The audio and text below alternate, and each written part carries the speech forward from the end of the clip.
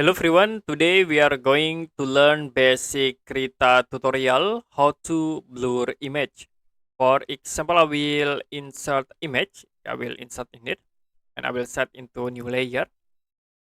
You can move the image into the center point.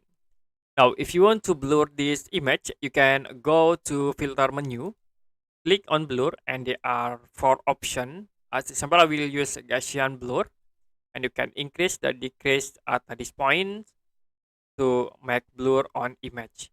You also can blur by selection, but in here I will create the circle selection, okay, at this point. After it, you can go back into filter, then you can click blur and then use blur Gaussian. Now the selection will be automatically blur.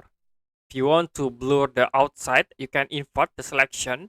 You can go to select menu, click on invert selection, and then you can click filter, go into blur, and I will use Gaussian blur. So to be automatically blur the outside of the circle selection.